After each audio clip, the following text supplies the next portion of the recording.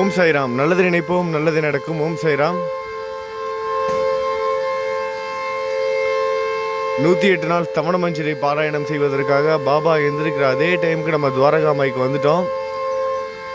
கோவிலேருந்து சங்கு ஊதிக்கிட்டு இருக்காங்க. இப்போ மணி அடிக்க போகிறாங்க துவாரகா மாயில்.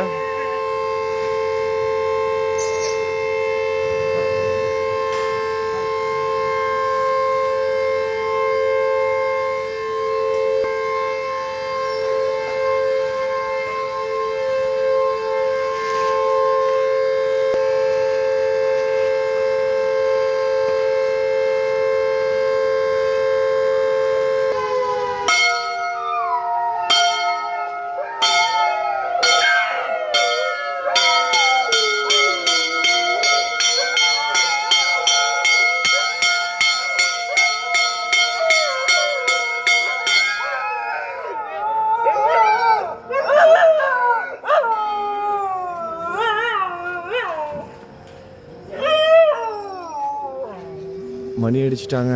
இப்போ பாபா எந்திரிக்கிற டைம் ஆகிடுச்சு. மக்கள் எல்லாம் நின்றுக்கிட்டு இருக்காங்க பாருங்கள் உள்ளுக்குள்ளே.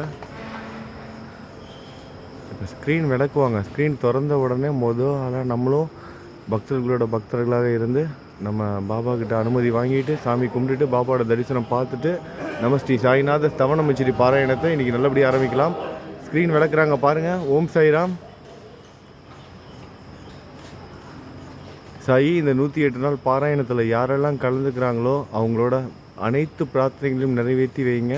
எல்லோரோட வாழ்க்கையிலையும் நல்லது நடக்கணும் அப்படிங்கிற பிரார்த்தனை செய்துட்டு இந்த 108 நாள் பாராயணம் முழுவதுமாக கலந்துக்கிற அனைத்து சாய் பக்தர்களோட வாழ்க்கையிலையும் நீங்கள் நல்லது செய்து கொடுங்க சாயி. ஓம் சாய்ராம்.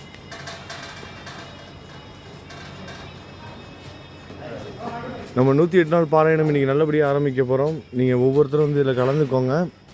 ஒரு நாள் கூட விட்டு போயிடக்கூடாது. நம்ம தொடர்ந்து இதில் கலந்துக்கணும். ஒரு நாள் கூட நம்ம விட்டு போயிடவே கூடாது. 108 நாள் முழுவதுமாக அது கலந்துக்கோங்க, சரிங்களா? 108 நாள் முழுவதும் நம்ம ஸ்ரீ சாய்நாத தவண மஞ்சரி பாராயணத்தில் கலந்துக்கணும். ஒரு நாள் முடிகிறதுக்குள்ளே ஸ்ரீ சாய்நாத தவண மஞ்சரி பாராயணம் நம்ம சாய் ஃபேமிலி சேனலில் தினமும் காலையில் 6 மணிக்கு வரும். நீங்கள் எல்லோரும் கேட்டுருங்க. அதை தொடர்ந்து கலந்துக்குவீங்கன்னு நினைக்கிறேன். போன முறை நம்ம மகேஸ்வர சேத்திரத்தில் ஸ்ரீ சாய்நாத தவண மஞ்சரி நிறைவு செய்த மாதிரி ஒரு விசேஷமான இடத்துல போயிட்டு நம்ம 108 நாள் பாராயணத்தை நிறைவு செய்வோம். முக்கியமான இடத்துல தான் ஆரம்பிக்கிறோம். எங்கே ஆரம்பிக்கிறோம்? துவாரகா மாய்க்கு வெளியே வாசலில் உட்காந்து ஆரம்பிக்கிறோம் 108 நாள் பாராயணத்தோட முதல் நாளை. 108வது நாளையும் இதே மாதிரி ஒரு சிறப்பு வாய்ந்த சக்தி வாய்ந்த இடத்துல ஆரம்பிக்கலாம். சரி வாங்க, இப்போ நம்ம எல்லோரும் ஒன்றா சேர்ந்து ஸ்ரீ சாய்நாத தவண மஞ்சரி பாராயணம் ஆரம்பிக்கலாம். என் கூட சேர்ந்து படிக்க முடிகிறவங்க படிங்க, படிக்க முடியாதவங்க கேளுங்க. 108 நாளும் இதே தான் பண்ண போகிறோம். சரியாக 6 மணிக்கு காலையில் இந்தியா டைமுக்கு சாய் ஃபேமிலி சேனலில் உங்களுக்கு 108 நாள் தவண மஞ்சரி பாராயணம் ஒவ்வொரு வீடியோவாக டே 1 டே 2ன்னு வர ஆரம்பிச்சிடும். நாள் 1 நாள் 2ன்னு தொடர்ந்து அதில் கலந்துக்கோங்க. 108 நாள் முழுவதுமாக கலந்துக்கோங்க. கண்டிப்பாக நிச்சயமாக 100% உங்களோட வாழ்க்கையில் நல்லது நடக்கும். இது சத்தியம், இது சத்தியம், இது சத்தியம். ஓம் சாய்ராம். துவாரகா மாய்க்கு அப்படியே ஆப்போசிட்டில் உட்காந்துருக்கேன். இங்கேருந்து பார்த்தா பாபா தெரிவார். இங்கேருந்து பார்த்தா அப்படியே தெரிவார். இங்கே பாபாவோட நேர் பார்வையில் இந்த படம் தெரியுதா? பாபாவோட படம். நம்ம துவாரகா மாய்க்கு அப்படியே இங்கே உட்காந்தோம்னா நேர் இங்கேருந்து பார்த்தா. அதனால் அற்புதமான ஒரு இடத்துல தான் நம்ம தவண மஞ்சரி பாராயணத்தை ஆரம்பிக்க போகிறோம். பாபாவுக்கு முன்னாடி உட்காந்து படிக்க போகிறீங்க. நீங்கள் எல்லாரும் கேட்க போகிறீங்க. ஸ்ரீ சாய்நாத தவண மஞ்சரி.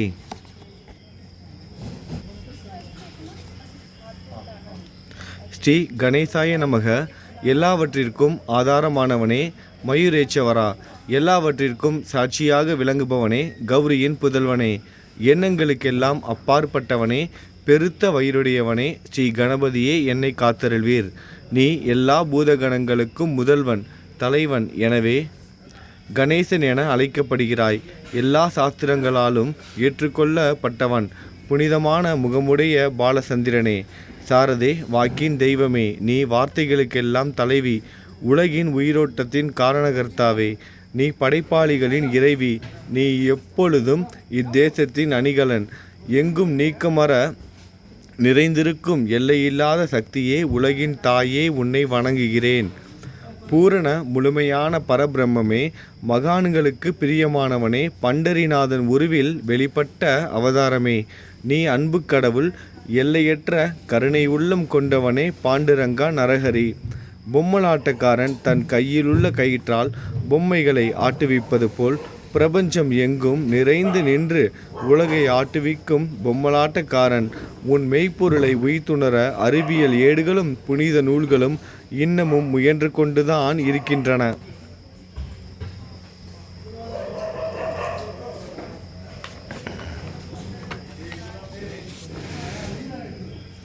மெத்த படித்தவர்களுக்கு நீ வெளிப்பட்டதே இல்லை சக்கரபாணியே. அத்தகைய அறிவற்றவர்கள் வெறும் வார்த்தை ஜாலங்களிலேதான் சிக்குண்டவர்கள்.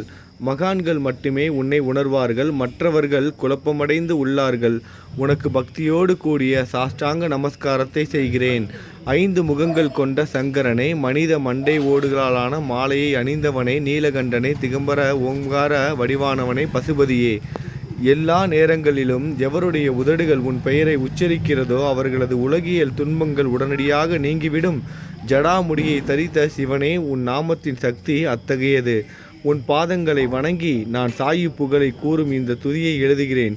இந்த அருட்பணி முழுமையடைய எனக்கு அருள்வாயாக. நீலகண்டா, ஆழகால விஷமுண்ட சிவனே, இப்போது அத்ரி மகரிஷியின் புதல்வரான தத்தாத்திரேயரையும் குலதெய்வமான இந்திரனையும் துக்காராமையும் எல்லா ஞானிகளையும் பக்தர்களையும் பணிகிறேன். சாயிநாதா, உனக்கு வெற்றி கிட்டட்டும். பாவிகளை கடை தேற்றும் கருணை உள்ளவரே, உங்கள் பாதங்களில் என் தலையை வைத்து இருத்தி வேண்டுகிறேன். உன் பாதுகாப்பை எனக்கு அருள்வாய். நீங்கள் முழுமையான பரபிரம்மம், ஆனந்தத்தின் இருப்பிடம். நீயே விஷ்ணு. மனிதர்களுள் தலை சிறந்தவர். மன்மதனை எரித்த உமையொரு பாகனும் நீயே. நீ மனித வடிவில் தோன்றிய இறைவன். அறிவு என்னும் ஆகாயத்து சூரியன். நீ கருணை கடல். நீ பிறவி பிணிக்கு ஒரு அருமருந்து. நீ ஏழைகளுக்கும் கீழ்த்தட்டு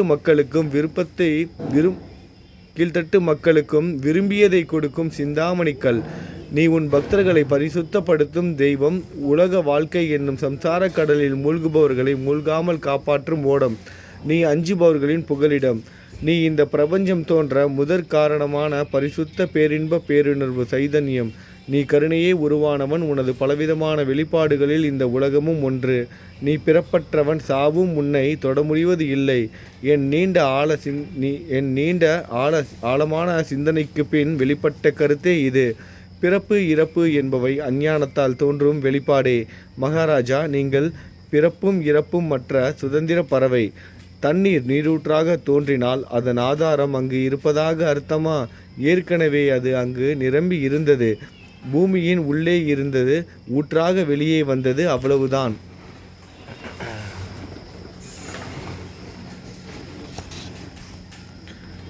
மணற்படுகையில் நீர் ஊற்றாக வெளிப்பட்டதும் அது நீரோடை என்ற பெயர் பெற்றது. அதன் சரியான பெயர் ஊற்று. தண்ணீர் இல்லாவிட்டால் அது வெறும் மணற்படுகையே. அந்த மணற்படுகையில் தண்ணீர் ஊற்றாக வந்தாலும் அல்லது வற்றி போனாலும் தண்ணீருக்கு அதனால் ஒன்றும் ஆவது இல்லை. ஏனென்றால் தண்ணீர் அந்த மணற்படுகைக்கு எவ்விதமான முக்கியத்துவமும் கொடுப்பது இல்லை. ஆனால் அறியாமையால் மணற்படுகையோ நீர் நிரம்பி இருந்தால் அது பெருமைப்பட்டு கொள்கிறது. ஆகையால் நீர் வற்றிய உடனே அது மிகவும் மனவருத்தம் அடைகிறது. இந்த மனித உடலும் ஒரு விதத்தில் அந்த மணற்படுகை போன்றதே. புனித பேரின்ப நிலையே அந்த நீரூற்றின் தூய தண்ணீருக்கு ஒப்பிடலாம். இம்மாதிரி எண்ணற்ற மணற்படுகைகள் இந்த மனித உடல்கள் இருந்த போதிலும் அவற்றில் உள்ள நீர் பேருணர்வு எனப்படும் சைதன்யம் மட்டும் மாறுபடுவதே இல்லை. கருணை உள்ளவரே, நான் உங்களை ஆதியும் அந்தமும் இல்லாதவன், பிறப்பற்றவர் என கூறுவேன். அறியாமை என்னும் மலையை உடைக்க உதவும் இந்திரனின் கையில் இருக்கும் வஜ்ர ஆயுதம். இதுவரை இந்த பூமியில் எத்தனையோ எண்ணற்ற உயிரினங்கள் தோன்றியுள்ளன. இப்போதும் தோன்றிக்கொண்டேதான் இருக்கின்றன. வருங்காலத்தில் மேலும் எண்ணற்ற உருவங்கள் தோன்றதான் போகின்றன. அந்த ஒவ்வொரு தோற்றத்திற்கும் ஒரு தனி உருவமும் பெயரும் கிடைக்கும். இந்த உயிர்கள் ஒவ்வொன்றும் பெயராலும் தோற்றத்தாலும் மட்டுமே இவ்வுலகில் அடையாளம் காட்டப்படுகிறது. ஆகையால் அந்த சுத்த பேருணர்வு நிலையை நீ நான் என்று பிரித்து காட்டுவது சரியல்ல. ஏனென்றால் எது இரண்டாக தோன்ற முடியாதோ அதுவே உண்மையில் பரிசுத்த பேரின்ப பேருணர்வு சைதன்யம் எனப்படும். அது ஒன்றே அனைவரின் உள்ளும் ஆத்மா என்ற பெயரில் உள்ளது. மேலும் உண்மையை சொல்வதானால் இந்த ஒரே ஒரு சுத்த பேரின்ப பேருணர்வு நிலைதான் உலகம் முழுவதும் வியாபித்து இருக்கிறது. அப்படி இருக்கையில் நீ நான் என்ற வேற்றுமைகள் எவ்வாறு இருக்க முடியும்? நீருண்ட மேகத்தில் உள்ள நீரின் தன்மை உலகெங்கிலும் ஒன்றே. ஆனால் அது பூமியை அடைந்ததும் வெவ்வேறு தோற்றங்களை நதி, ஏரி, ஊற்று ஏற்கின்றன. கோதாவரி மணற்படுகையில் விழும் நீர் கோதாவரி நதி என்றழைக்கப்படும். அதே சமயம் கிணறு ஒன்றில் விழும் நீருக்கு அந்த சிறப்பு தகுதி கிடைப்பது இல்லை. கோதாவரி நதி மிகவும் புனிதமானது. நீங்கள் அதில் உள்ள நீரை போன்றவர். நாங்கள் குளம், குட்டை, சகதியில் உள்ள நீர் போன்றவர்கள். நம் இருவருக்கும் இடையே உள்ள வித்தியாசம் இதுதான். எங்கள் வாழ்வின் குறிக்கோளை அடைவதற்கு நாங்கள் உங்களிடம் வர வேண்டும். கூப்பிய கரங்களுடன் உங்களை சரணடைய வேண்டும். ஏனென்றால் நீங்கள் ஒருவரே புனிதத்தின் உறைவிடம். புனிதமடைந்த கோதாவரி நதி மணற்படுகையில் மழைநீர் பாயத் தொடங்கும் பொழுது அந்த நீர் புனித தன்மையை அடையும். அதை வெறும் தண்ணீராக மட்டும் கருதினால் அந்த தண்ணீர் தான் எல்லா இடங்களிலும் இருக்கிறது. கோதாவரி நதி தீரம் முழுவதும் புனிதமாக கருதப்பட்டது. பூமியின் அந்த மணற்பகுதி அதன் புனித தன்மையை நிர்ணயம் செய்கிறது. தான் பழகும் மக்களின் தன்மைக்கேற்ப மக்கள் குணம் மாறுபடுகிறது. புனித ஆத்மாக்களின் சேர்க்கையால் அவர்களுடன் சேருபவர்களின் ஆத்மா ஒளிவிடத் தொடங்குகிறது. இல்லாவிட்டால் அது மாசுபட்டே இருக்கும். நீருண்ட மேகத்தின் இன்றும் கீழே விழுந்த நீரின் புனித தன்மையை எந்த பூமியின் பகுதி மாற்றவில்லையோ அந்த பகுதியை சாஸ்திரம் அறிந்தவர்கள் கோதாவரி என்று கூறுகிறார்கள். மற்ற பகுதிகளில் விழுந்த நீர் அந்த பகுதியில் உள்ள மண்ணின் குணத்தை ஏற்றுக்கொண்டது, புனித தன்மையை இழந்தது. மேகத்தில் இருந்த பொழுது பரிசுத்தமாக இருந்த நீர் அசுத்தமாகவும் கசப்பாகவும் உப்பாகவும் மாறிவிட்டது. ஆறுவித உட்பகைகளை அகற்றி ஆறுவித உட்பகைகளை காமம், கோபம், பேராசை, வெறுப்பு, அகங்காரம், பொறாமை அகற்றி புனித உடலெடுத்து வந்த குருதேவா தங்களை புனித மகான் என்று அழைப்பதே சால பொருந்தும். ஆகவே நீங்களே புனித கோதாவரி. நீங்கள் ஆத்மா புடம் போடப்பட்டதாலேயே தான் நான் உங்களை புனித கோதாவரியாக உருவகம் செய்கிறேன். இயங்கும் அத்தனை படைப்புகளிலும் முதன்மை பெறுகிறீர்கள்.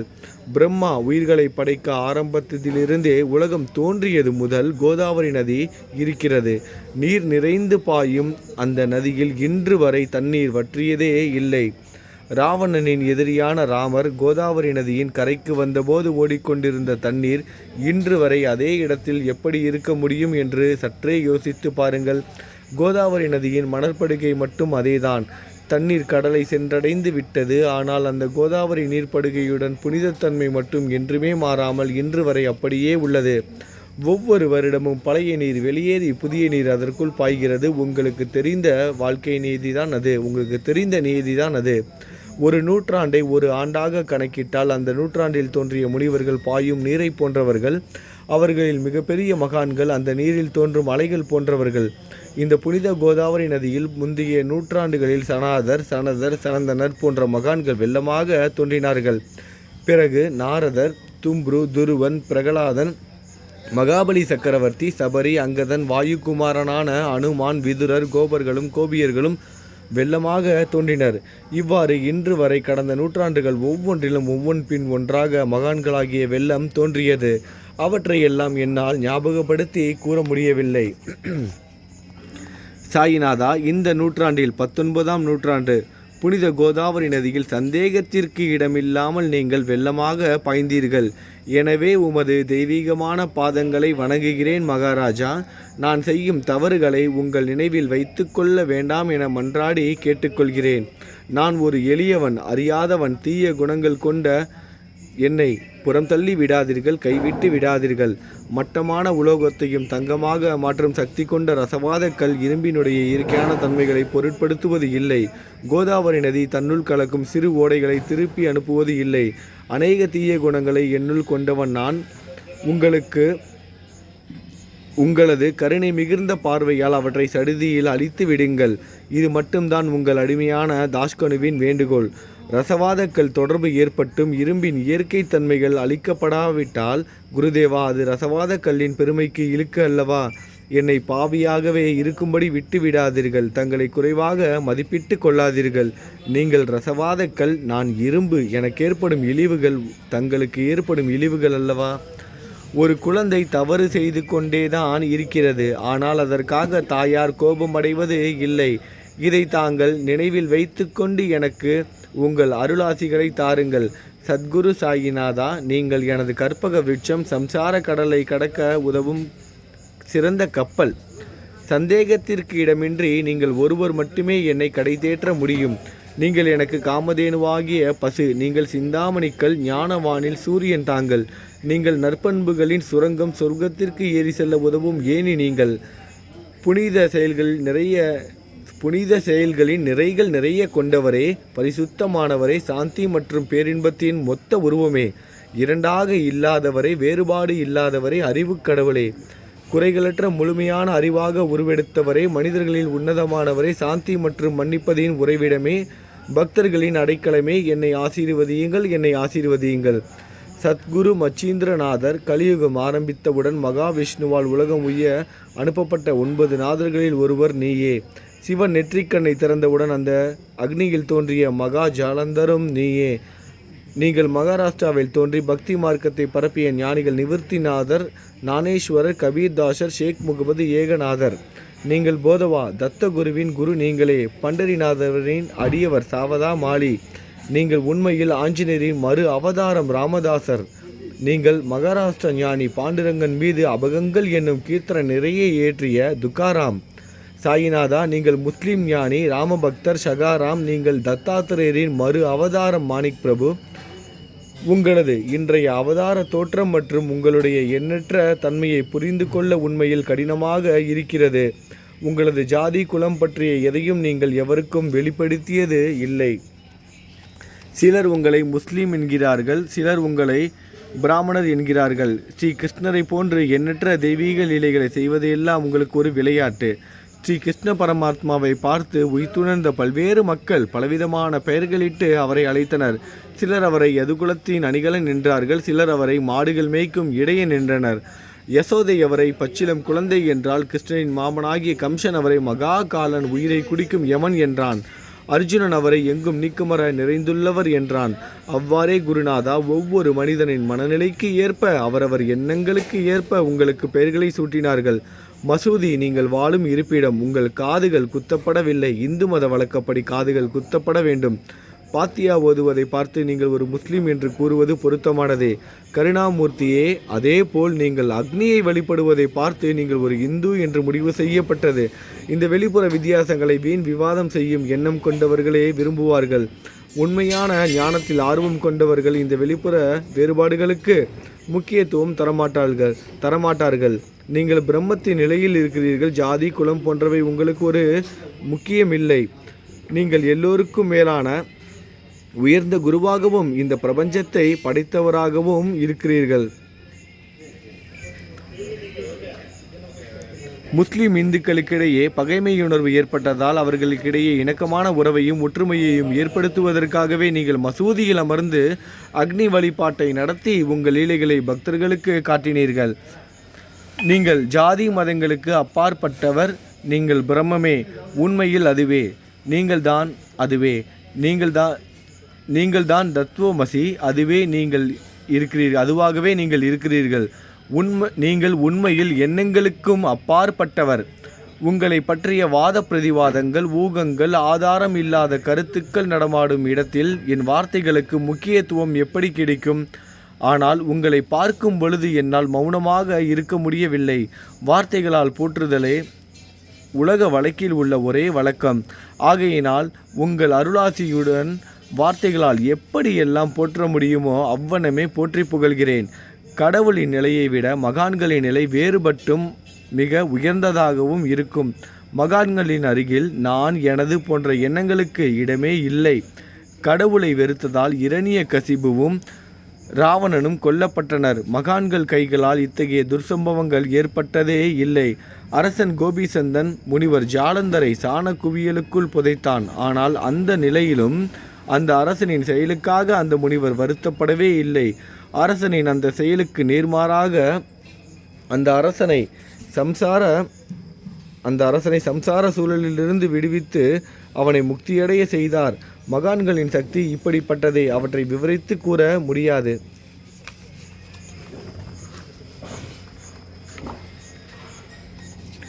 மகான்கள் சூரியனை போன்றவர்கள். அவர்கள் கருணை ஒளிவிட்டு பிரகாசிக்கக்கூடியது. மகான்கள் சந்திரனை போல் இதயத்திற்கு ஆறுதல் கொடுப்பவர்கள். சந்திரனின் மேன்மையான ஒளிக்கதிர்கள் போல் அவர்களது அருள் ஒளி வீசும். மகான்கள் இதமளிக்கும் கஸ்தூரி போன்றவர்கள். அவர்கள் அருள் அதன் நறுமணம் போன்றது. மகான்கள் சாறு நிரம்பிய கரும்பு போன்றவர்கள். அவர்களின் அருள் அந்த கரும்பு சாற்றினை போல் இனிப்பானது. நிச்சயமாக மகான்கள் நல்லவர்களிடமும் தீயவர்களிடமும் ஒரே விதமாக நடந்து கொள்கின்றனர். அதற்கும் மேலாக பாவிகளிடம் அவர்கள் காட்டும் அன்பு அளவிட முடியாதது.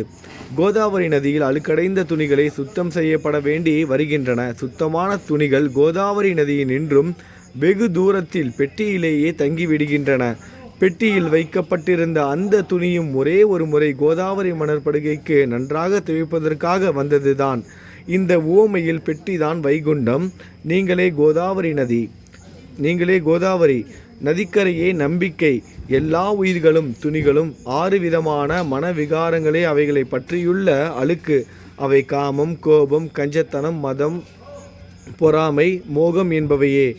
தங்கள் பாதார விந்தங்களை வணங்குவதை கோதாவரியில் செய்யப்படும் புனித குளிகள் எல்லா பாவங்களையும் மன அழுக்குகள் போக்கி சமர்த்தரை எங்களை சுத்தப்படுத்தும். சம்சார வாழ்க்கையில் உழலும் மக்களாகிய நாங்கள் மேலும் மேலும் பாவம் செய்கிறவர்களாக இருக்கிறோம். எனவே மகான்களின் தரிசனம் பெறுவதற்கு நாங்கள் தகுதியுடையவர்கள் ஆகிறோம். கோதாவரி நதியில் தண்ணீர் நிரம்பி உள்ளது. படித்துறையில் துவைப்பதற்காக துணிகள் வருகின்றன. அவை துவைக்கப்பட்டு சுத்தப்படுத்தப்படாவிட்டால் அது கோதாவரி நதிக்கல்லவா இழுக்கை தேடித்தரும். நீங்கள் அடர்ந்த இலைகளுடன் கூடிய நிழலையும் குளிர்ச்சியும் தரும் மரம். உண்மையில் நாங்கள் வழிபோக்கர்கள். எங்களை 3 வித துக்கங்கள், இயற்கை இடர்பாடுகளால் வரும் துன்பங்கள், நமது உடலுக்கு வரும் நோய் நொடிகள், அஞ்ஞானத்தால் நிரம்பிவிடும் பாவ மூட்டை எனப்படும் வெயில் சுட்டெரிக்கின்றன.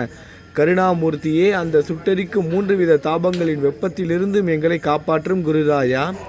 தங்கள் அன்பு மிகுந்த கருணை என்னும் குளிர் நிழல் இந்த சம்சாரம் என்னும் வாழ்க்கை கடலை கடக்க உதவும் தன்மை கொண்டது. மரத்தின் அடியில் அமர்ந்து ஒருவன் சூரியனின் சுட்டெரிக்கும் வெப்பத்தை உணர்ந்தால் அந்த மரத்தை நிழல் தரும் மரம் என்று கூற முடியுமா? பாருங்கள், உங்கள் அருளின்றி இந்த உலகில் நல்லது என்பது ஏற்படுவது இல்லை. எனவே தர்மத்தை நிலைநிறுத்துவதற்காக சேஷசாயி அர்ஜுனனுக்கு நண்பனாக, வழிகாட்டியாக மற்றும் ஆன்மீகவாதியாக மாறினார். சுக்ரீவனின் அன்பினாலேயே விபீஷணன் அரசன் ராமனின் நட்பை பெற்றான். ஸ்ரீ ஹரியும் மகான்கள் மூலமாகத்தான் பெருமை பெற்றார். பிரம்மம் உருவமற்றது. எனவே வேதங்களால் அதை வர்ணிக்க முடியவில்லை. பூமியில் அதை மனித உருவில் தோன்ற வைத்து மகான்கள் அதன் உருவமற்ற தன்மையை மாற்றினர். தாமாஜி என்ற பக்தருக்காக பாண்டுரங்கனை ஒரு தாழ்த்தப்பட்ட குலத்தில் பிறக்க வைத்தார். சோகமேளா என்ற தாழ்த்தப்பட்ட குலத்தில் பிறந்தவர் என்ற பக்தருக்காக உலகின் தெய்வமாகிய இறைவன் இறந்த எருமைகளின் உயிரற்ற உடல்களை எடுக்க வைத்தார்.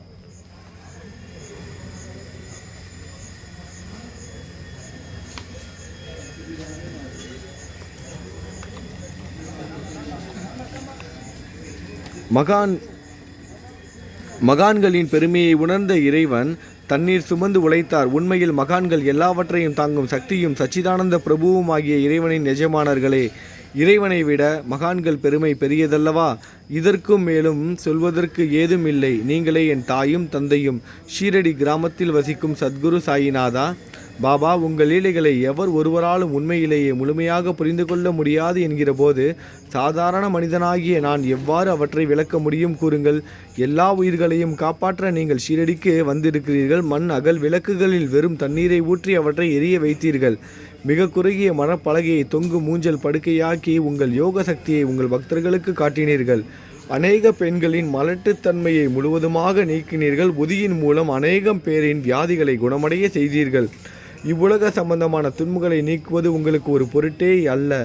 யானை ஒன்று எறும்பை சுமையாக கருதுமா குருராயா? இப்பொழுது இந்த எளியவன் பால் கருணை காட்டுங்கள். உங்கள் பாதங்களில் சரணடைந்து விட்டேன். என்னை திருப்பி அனுப்பி புறம் தள்ளி விடாதீர்கள் மகாராஜ். நீங்கள் அரசர்களுக்கெல்லாம் அரசன். நீங்கள் குபேரனை விட செல்வம் அடைந்தவர். நிச்சயமாக தன்னிகரற்ற வைத்தியர். உங்களை விட மேலானவர் எவரும் இல்லை. மற்ற கடவுள்களை வணங்குவதற்கு தனித்தனியாக பூஜை பொருட்களும் வழிபாட்டு முறைகளும் உள்ளன. ஆனால் உங்களை வணங்குவதற்கு தகுதியான பொருட்களே இந்த உலகில் இல்லை.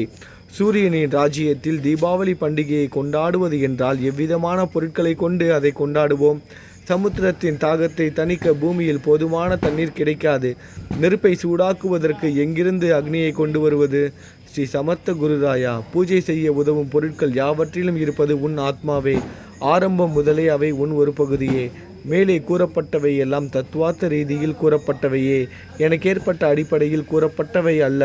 அனுபவங்கள் இன்றி கூறப்படும் வார்த்தை ஜாலங்கள் வீணே. சம்பிரதாய சடங்குகளின்படி உங்களுக்கு பூஜை செய்ய வேண்டுமென்றால் அதனை செய்வதற்கு தேவையான ஜாமான்கள் என்னிடம் இல்லை. என் குருநாதா, கருணையுடையவரை, அடிக்கடி என் கற்பனை திறனின் அடிப்படையில் உங்களுக்கு நான் வழிபாடு செய்கிறேன். அந்த வழிபாட்டை இந்த அடிமையிடமிருந்து ஏற்றுக்கொள்ளுங்கள். இப்போது என் அன்பு கண்ணீரால் உங்கள் கால்களை கழுவுகிறேன். உண்மையான பக்தி என்னும் சந்தனத்தை அரைத்து உமக்கு சாந்தாக்கி இடுகிறேன். அழகிய வார்த்தைகளால் எழுதப்பட்ட இந்த துதி என்னும் கப்னியை உமக்கு அணிவிக்கிறேன். இந்த புகழ் மாலையை உங்கள் கழுத்தை சுற்றி அணிவிக்கிறேன். என் கெட்ட குணங்களை தூபமாக்கி உமக்கு முன் எரிய விடுகிறேன். தீய குணங்களின் கூட்டுப்பொருளே ஆனாலும் அது எரியும் போது அதிலிருந்து தீய வாசனை எழுவது இல்லை. சத்குருவுக்கு முன்பு இல்லாமல் வேறு எங்காவது இந்த தூபம் என்ன வந்துட்டாரு? சிச்சோ, ஒன்றுமே இல்லையாடா செல்லக்குட்டி, இவங்க படிச்சுட்டு வந்த உடனே உங்களுக்கு நான் பிஸ்கட் வாங்கி கொடுக்குறேன், சரிங்களா? கொஞ்ச நேரம் வெயிட் பண்ணுங்கள். இது என்ன சத்திய சோதனையாக இருக்குது? என்ன ஒரு விளையாட்டு பாபா?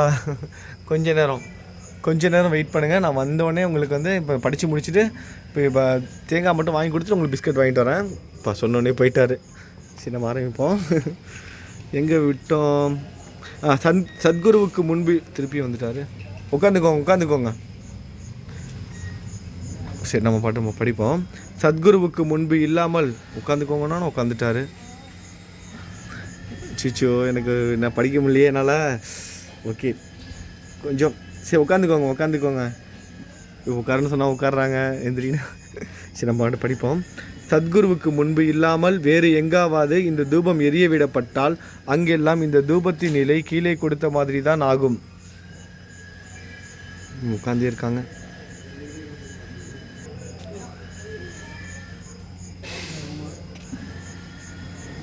சரி, நம்ம படித்து முடித்ததுக்கப்புறம் இவங்களுக்கு நம்ம பிஸ்கட் வாங்கி கொடுப்போம். சத்குருவுக்கு முன்பு இல்லாமல் வேறு எங்காவது இந்த தூபம் எரிய விடப்பட்டால் அங்கெல்லாம் இந்த தூபத்தின் நிலை கீழே கொடுத்த மாதிரி தான் ஆகும். அதாவது சாம்பிராணியை நெருப்பில் போட்டவுடனே அது புசுங்கி அதில் உள்ள நல்ல மனம் என்ற நற்குணம் அதை விட்டு மறைந்து போகிறது. சத்குருவே, உமக்கு முன் அதை எரியவிட்டால் இதற்கு மாறாக நிகழ்கிறது. தீய தன்மைகள், அழுக்குகள் அக்னியில் எரிந்து விடுகின்றன. உலகம் பார்த்து சந்தோஷப்படும் வகையில் அதன் நல்ல நற்குணம் அதிலேயே தங்கிவிடும். மனதில் உள்ள தீய குணங்கள் யாவும் எரிந்த பிறகு மனம் மாசற்றதாகிறது.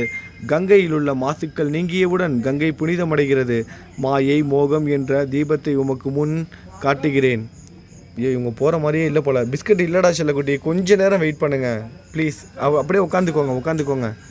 உட்காந்துக்கோங்க. சமத்து பிள்ளை, நல்ல பிள்ளை.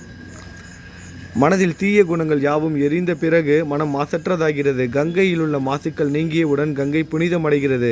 மாயை, மோகம் என்ற தீபத்தை உமக்கு ஏற்றி காட்டுகிறேன். அதன் மூலம் என் மனம் வைராக்கியத்தை அடைய. ஐயோ, கால்கிட்ட சுருண்டு படுத்துட்டாரு. நற்குணம் அடைய தங்கிவிடும்.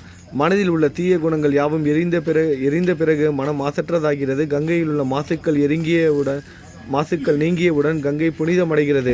மாயை, மோகம் என்ற தீபத்தை உமக்கு ஏற்றி காட்டுகிறேன். அதன் மூலம் என் மனம் வைராக்கியத்தை அடைய அருள் செய்வீராக என் குருராயா. பரிசுத்தமான நம்பிக்கை என்ற சிம்மாசனத்தை என்னுள் அமர்வதற்கு ஆசனமாக உமக்கு தருகிறேன். அதை பெற்றுக்கொள்ளுங்கள். எனது பக்தி என்ற நைவேத்தியத்தை ஏற்றுக்கொள்ளுங்கள். பக்தி என்ற நைவேத்தியத்தை ஏற்றுக்கொண்டு அதன் சாரத்தை எனக்கு கொடுப்பீராக. ஏனெனில் நான் உமது பால்குடி மாறாத பச்சிளம் குழந்தை. உங்கள் அருட்பாலில் எனக்கு உரிமை உண்டு. எனது மனதையே உமக்கு தட்சணையாக கொடுக்கிறேன். ஆகையால் நான் செய்யும் காரியங்கள் யாவற்றிலும் நான் செய்பவன் என்று என்னால் உரிமை கொண்டாட முடியாது. ஏனென்றால் நினைக்கும் மனதை தான் உமக்கு அர்ப்பணித்து விட்டேனே. இப்பொழுது பணிவுடன் கூடிய பிரார்த்தனையோடு உங்களை சாஷ்டாங்க நமஸ்காரம் செய்கிறேன். சாயிநாதா, தெய்வீக சாயிநாதா, தயவு செய்து அதை ஏற்றுக்கொள்ளுங்கள். 8 பிரார்த்தனைகள். சாயிநாதா, சாந்தமான மனமுடையவரே, அறிவின் சிகரமே, அன்புள்ளம் கொண்டவரே, கருணை கடலே, உண்மையின் உறைவிடமே, மாயை என்னும் இருளை அகற்றுபவரே, ஜாதி மதங்களுக்கு அப்பாற்பட்ட துறவியே, எங்களின் புரிந்து கொள்ளும் திறமைக்கும் அப்பாற்பட்டவரே, அன்பின் இருப்பிடமே, சீரடி சாயிநாதா, என்னை காப்பாற்றும், என்னை காப்பாற்றும். ஞான சூரியனே, ஞானத்தை அளிப்பவரே, எல்லாவித நல்ல செயல்களையும் செய்பவரே, பக்தர்களின் மனங்களில் ஒளிரும் பரமஹம்சரே, தங்களை சரணடைந்தவர்களை காப்பவரே, படைக்கும் தொழில் புரியும் பிரம்மாவே நீங்கள், காக்கும் கடவுள் விஷ்ணுவே நீங்கள், 3 உலகங்களையும் பூ உலகம், சொர்க்கம், நரகம் கடைசி லயமடைய செய்யும் ருத்திரனும் நீங்களே. நீங்கள் இல்லாத இடமே இந்த பூமியிலேது. எல்லாம் அறிந்த இறைவன் நீங்கள். எங்கள் அனைவரின் இதயங்களிலும் வசிப்பவரும் நீங்களே.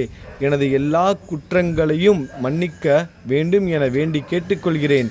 அலை அலைகளாக வரும் சந்தேகங்களையும் மன மயக்கங்களையும் போக்குவீராகுக. நீங்கள் பசு, நான் புதிதாக பிறந்த இளங்கன்று. நீங்கள் சந்திரன், நான் சந்திர காந்தக்கல். தங்கள் பாதங்கள் கங்கை நதி புண்ணியத்தை தருவதால் பணிவுடன் இந்த அடிமை உங்களுக்கு தலை வணங்குகிறேன்.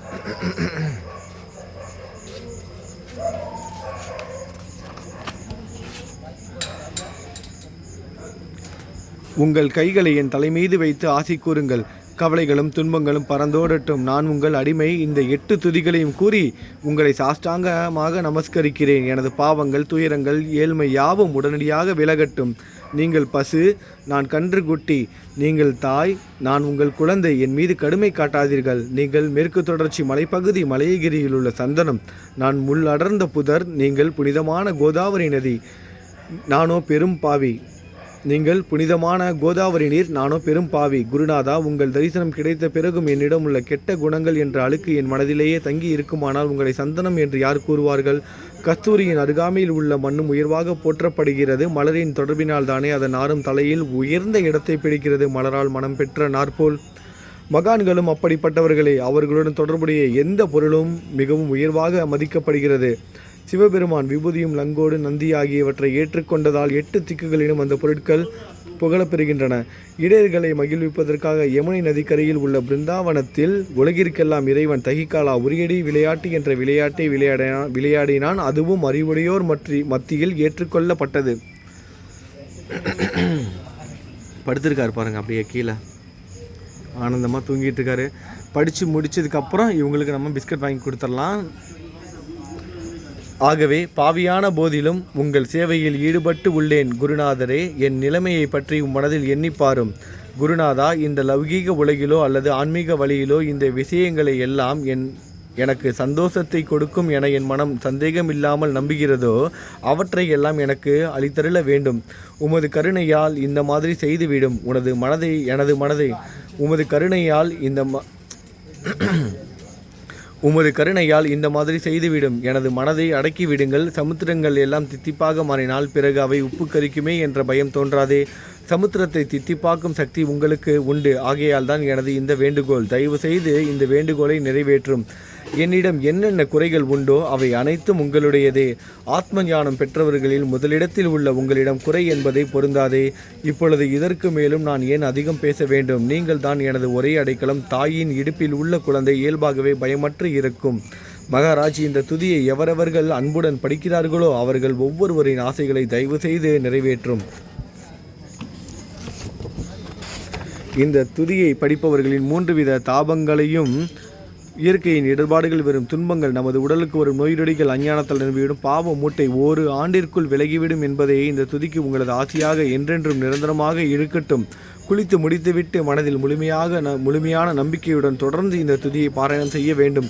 அப்படி முடியாவிட்டால் வாரம் வியாழன் தோறும் சத்குருவை வணங்கி அவர் உருவை தியானம் செய்து கொண்டு இந்த துதியை பாராயணம் செய்யுங்கள்.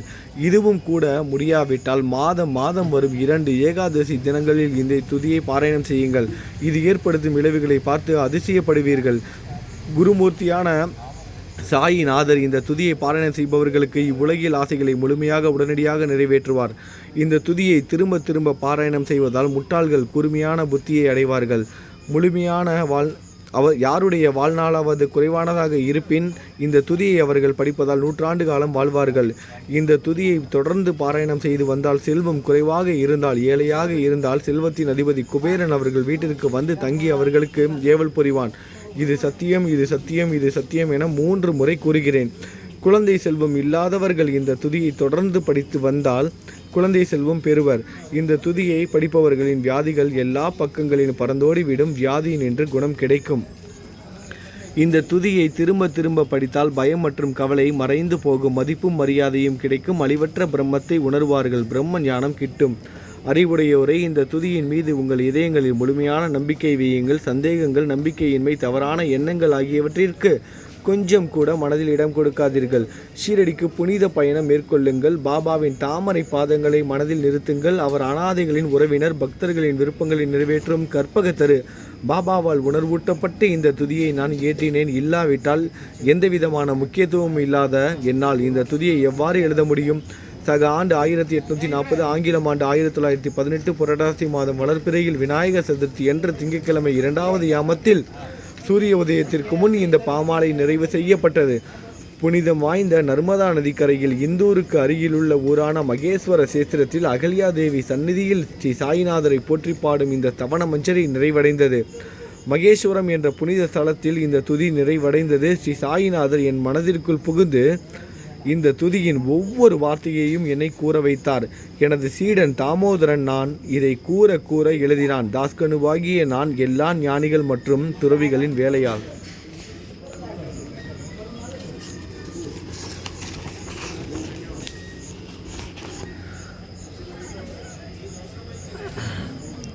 எங்கும் மங்களம் பொங்கட்டும். ஸ்ரீ சாயிநாதரை போற்றி பணிவுடன் எழுதப்பட்ட இந்த ஸ்ரீ சாயிநாத தவண மஞ்சரி என்ற துதி பாராயணம் செய்பவர்கள் சம்சார கடலை கடக்க உதவட்டும்.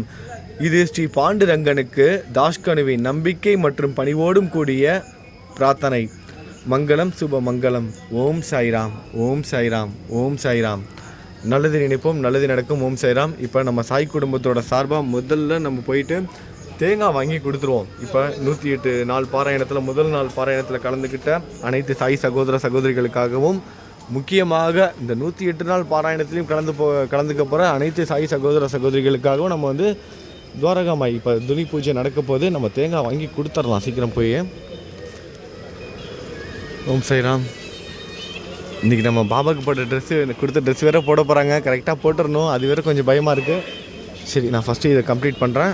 தேங்காய் நான் வாங்கி கொடுக்க போகிறேன்.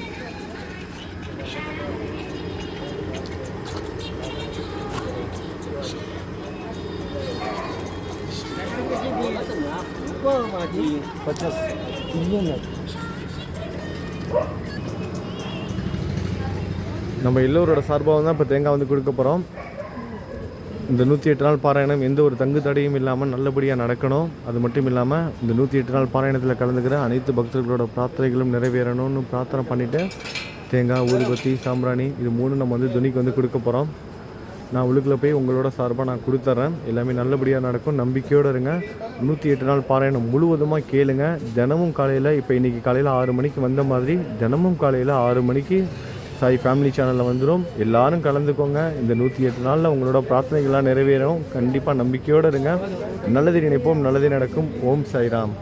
இப்போ ஒரு வாட்டி பாபாவை பார்த்துருங்க. காமிக்கிறேன்.